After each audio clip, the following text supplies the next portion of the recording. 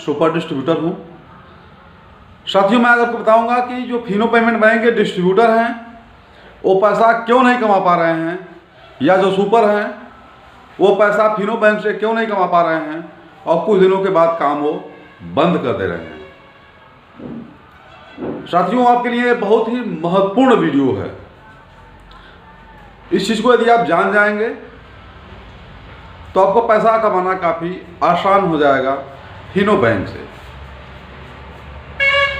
सबसे पहले जाना साथियों, फिनो पेमेंट बैंक की जो रिटेलर आईडी होती है पूरे भारत में अलग अलग जगहों पर अलग अलग रेट में बनती है। कहीं 1500 में, कहीं 600 में, कहीं 1100 में, कहीं 500 में, या फिर अलग अलग जगहों पर अलग अलग रेट से बनती है। तो यहां पर भी आप लाभ उठा सकते हैं पैसा कमाने के लिए। लेकिन साथियों, जो पैसा आपको नहीं कमाने देता है, नहीं कमा पाते हैं, उसका रीजन सिर्फ और सिर्फ दो चीजें हैं। एक तो यम एटीएम, जो फिनो बैंक का माइक्रो एटीएम है, वही फिनो पेमेंट बैंक के डिस्ट्रीब्यूटर को ले डूब रहा है। मेरी जानकारी के हिसाब से, हो सकता है इसको आप कुछ और समझ रहे हैं। मैं भी बताऊंगा इस वीडियो में क्यों माइक्रो एटीएम डुबा रहा है फिनो पेमेंट बैंक के डिस्ट्रीब्यूटर को। दूसरा जो है, फिनो बैंक के जो सीएसओ, सीआरओ, यानी जो भी ब्रांच पर बैठने वाले एम्प्लॉय हैं, उनका भी डुबाने में पूरा पूरा योगदान होता है। अगर जरा सा भी समझदार डिस्ट्रीब्यूटर नहीं है तो। घटनाएं बहुत सारी घटी हुई हैं, तो इन दोनों चीज़ों को मैं आपको विस्तार से बता रहा हूं कि पहले पॉइंट पर यम एटीएम आपको कैसे डुबा रहा है।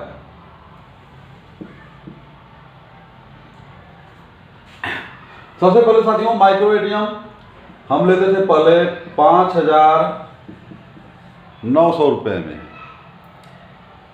साथियों, जो भी लोग पुराने डिस्ट्रीब्यूटर हैं वो जान लें कि पहले माइक्रो एटीएम 5,900 का आता था। उदाहरण के तौर पर माइक्रो एटीएम किसी ने 20 पीस ले लिया अगर, तो उसका जो है 1,18,000 रुपया उसका खर्च हो गया। लेकिन साथियों, जब तक एक डिवाइस को बेचता, सेल करता, मान लीजिए हमने 20 डिवाइस की हमने बात किया कि 20 डिवाइस दिया हमने, अभी हमने 10 बेचा हुआ था, तब तक डिवाइस का रेट हो गया 4,500।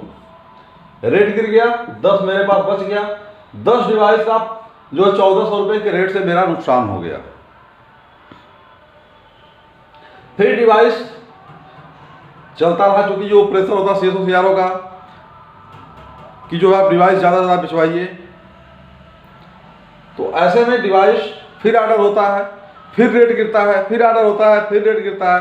रेट गिर गिर करके जो है इस समय 2,300 रुपया पर आ गया है।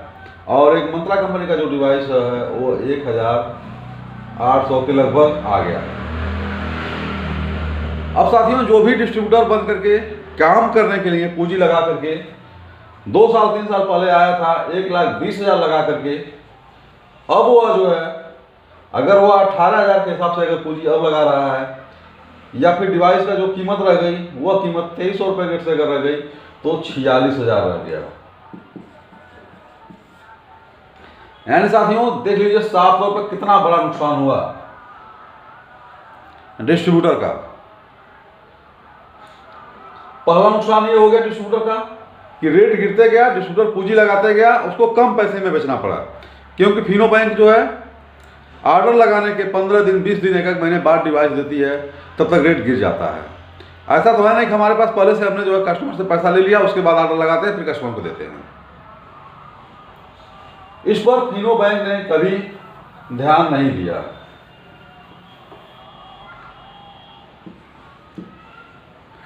अभी हम इसी पर बात कर रहे हैं, एटीएम पर ही। दूसरा कारण हो गया कि जो एटीएम हमने किसी कस्टमर को 5,900 में दे दिया, तो डिवाइस मांगी थी तो उसको समझाया गया कि आप 118 रुपया इसका चार्ज कटाओगे, खराब होने पर आपको दूसरा ये मिलता रहेगा और मिलता भी है। लेकिन साथियों डिवाइस का रेट गिरते गया,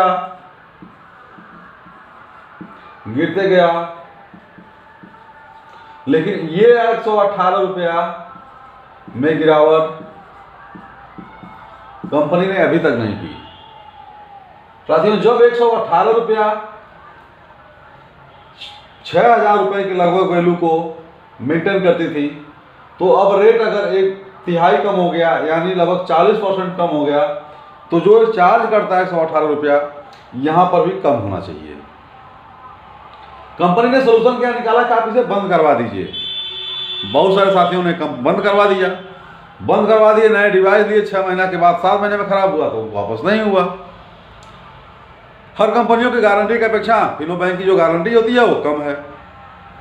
उसके अलावा डिस्ट्रीब्यूटर को एक और परेशानी होती है कि हमने जो है ब्रांच से डिवाइस ले करके अगर रिटेलर को दिया, ये है ब्रांच, हम है डिस्ट्रीब्यूटर, ये है रिटेलर, यहां पर इसका हेड ऑफिस है।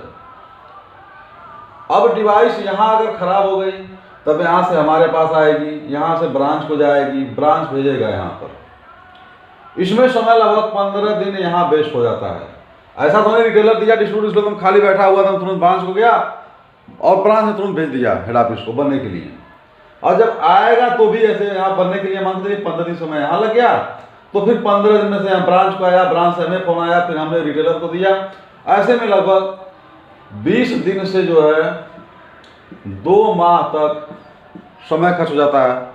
और जो भी काम करने वाला रिटेलर है वो फिर अपनी बात को अपने मित्रों से कहता है, वो मित्र उसे किसी न किसी दूसरे कंपनी का आईडी दिलवा देते हैं जहाँ पर एटीएम की सुविधा उनकी बहुत अच्छी होती है।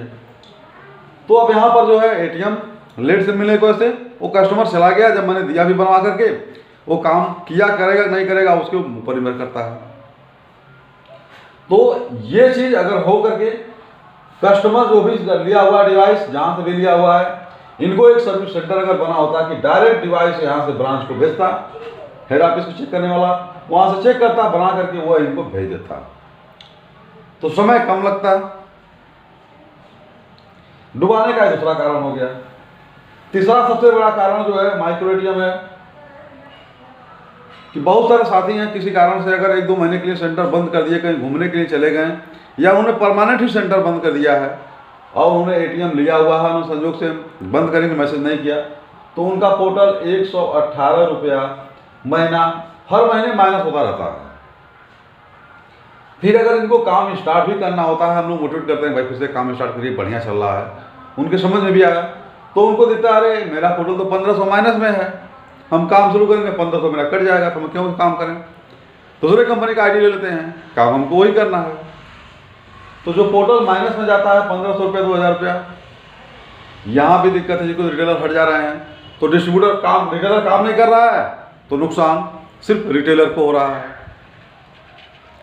रिटेलर के साथ साथ डिस्ट्रीब्यूटर का हो रहा है, डिस्ट्रीब्यूटर के साथ साथ कंपनी का हो रहा है। लेकिन जो बीच के एम्प्लॉय हैं जिनको ये सलाह देनी चाहिए, जिनको ये व्यवस्था बनानी चाहिए, उनको क्या फर्क पड़ रहा है, उनको तो तनख्वाह मिल रही है। ये दिक्कत जो सबसे बड़ी दिक्कत थी है वो है एटीएम। एटीएम के साथ साथ तमाम सारी परेशानियों का सामना भी करते हैं retailer. Fraud call, fraud OTP, तमाम चीज़ों को साथ में करते हैं जिसका किसी भी कारण से फ्रॉड हो गया अगर, तो उस पर वो विश्वास नहीं करता। लेकिन साथियों हम उस पर बात नहीं कर रहे हैं, हम बात कर रहे हैं दूसरे पॉइंट पर कि रिटेलर जो है काम बंद करता है, डिस्ट्रीब्यूटर को दोबारा नुकसान